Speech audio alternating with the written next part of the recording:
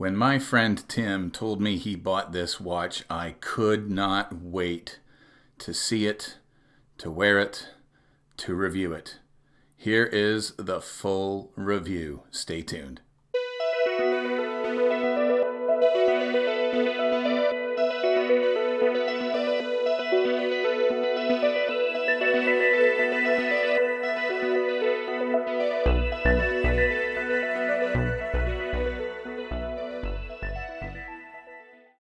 So welcome back to the channel, everyone, and welcome to this week's watch highlight. This is my buddy Timmy's watch, and I am thankful that he has loaned it to me for review. It is a chronograph by Seiko. I love chronographs. Chronographs are my favorite watches, and this one is model number SND as in Donald 409P1.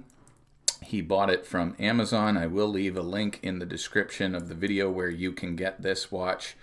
My buddy Timmy bought it for $185, I think, Canadian dollars, and so it isn't a cheap watch, but it is a beautiful Seiko chronograph. Some things that I really want to gripe on with respect to Seiko in just a moment. But let's get super cali and measure this thing out from the 8 to the 2, right around just on the other side of that pusher. We've got a 39 millimeter case from the crown to the 9 o'clock. It is measuring at, let me just get it on the crown here, 42 mils, I think it was. Yeah, 42 mils. You have a case thickness. It's just a quartz movement, so it's going to be a thin case from the case back to the crystal of only 10 millimeters. Your lug to lug distance, and this wears really, really nice on wrist, I have to say, and it looks like the lug to lug is coming in at 45 millimeters, give or take a few. And you've got a bandwidth, a lug width of, I'm gonna say it looks like it's gonna be 18. Let me see if I can get my, there we go, and it's gonna be 18 millimeters. Comes on supplied stainless steel bracelet, plenty of micro adjust. I didn't have to take any of these links out. All stainless steel case, bracelet, everything, and it really is just a beautiful watch. So let me just talk about what I love about this watch and some of the things that I think could have been done better, and one thing I really hate about this watch. This watch is just beautiful.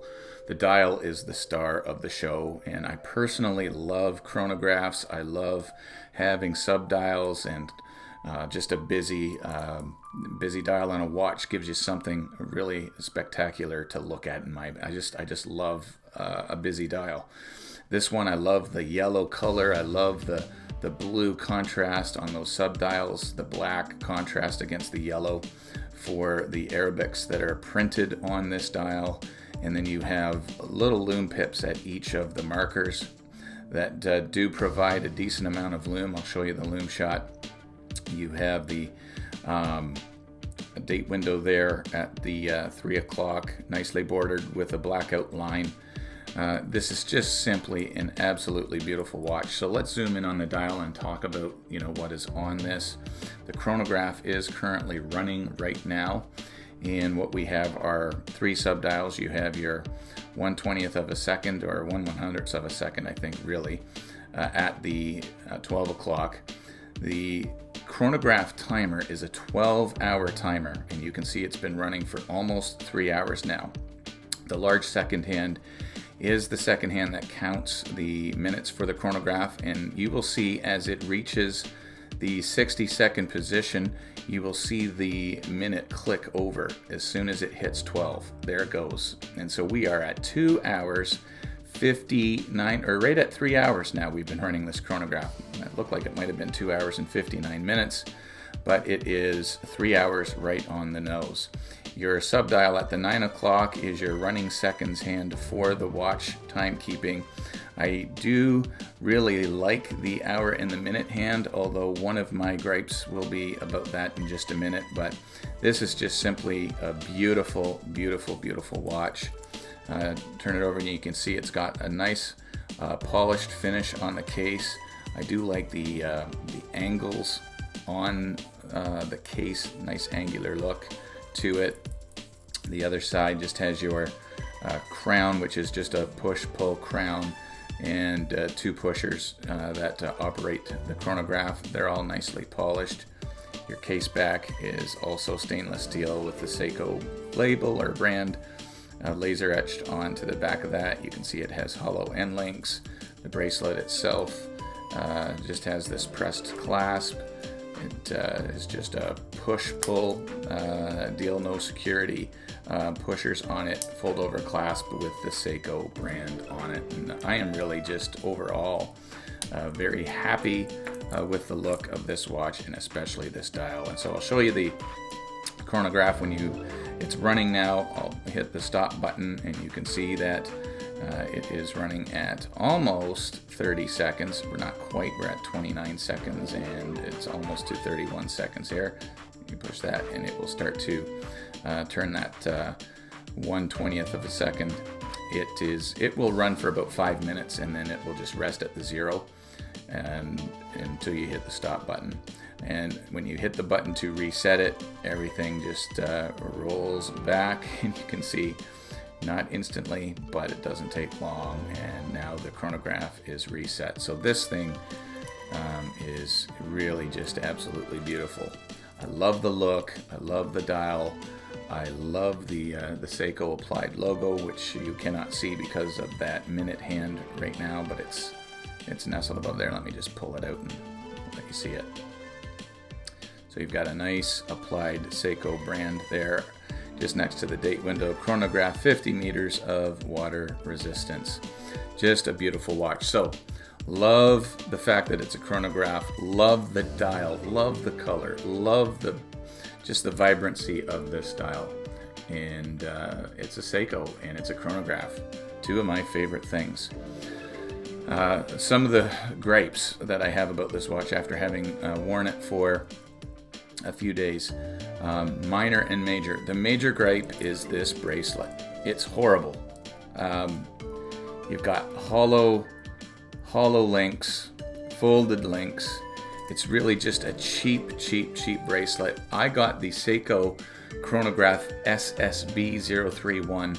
It was also around the same price as this one, and it came with a solid link bracelet. I mean, it's just a shame that this thing came on such a just a disgusting bracelet for the price point.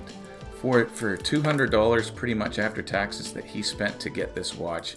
Come on, Seiko, supply a decent bracelet. I mean, this thing is just terrible. So he's already talking about swapping it out with a nice yellow band or a blue band to match the dial and the sub-dials on the watch, and I totally think that he should do it. I must say it does wear comfortably enough, but if you do wear this watch loose and you have arms like me, it will be a hair nipper, but I wear it snug, so I don't have that issue. Another minor gripe is the no security pushers. It's just a press clasp. The fold-over security lock is nice enough, but I wish there was some security pushers on it. It's just better than the push clasp is. Sorry about the focus there, guys. Come on, camera, wake up there. So the major gripe is this bracelet. The minor gripe that I have, and these are just more personal preference, but you can see the legibility of this watch is a little on the weak side. Let me just wind it a bit here so that you can see. I'll get the hour hand. So the hour hand and the minute hand. Number one, that minute hand, you can't really tell under the camera. But if I, pull it back a little bit, you can see it is a little bit, legibility isn't the greatest. I think what they should have done with this minute hand was make it just a little bit bigger. Probably outlined it instead of the silver outlining on the hour and the minute hand. They probably should have made it black. That would have went with the Arabics on the dial, made it pop a little bit more so that you could see it. Also would have contrasted a little bit on the blue sub-dial. I just think they need to be a little bit better, a little bit bolder. Even the seconds hand that runs the chronograph is really thin. And I'll just start I gotta push the crown in actually.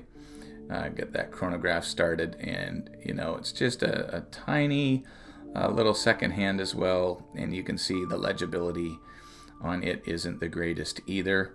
And so, you know, just a couple of minor gripes about it. The major gripe, though, is this bracelet. I wish he had got a decent bracelet. The outside of the bracelet is quite nice as far as how it looks.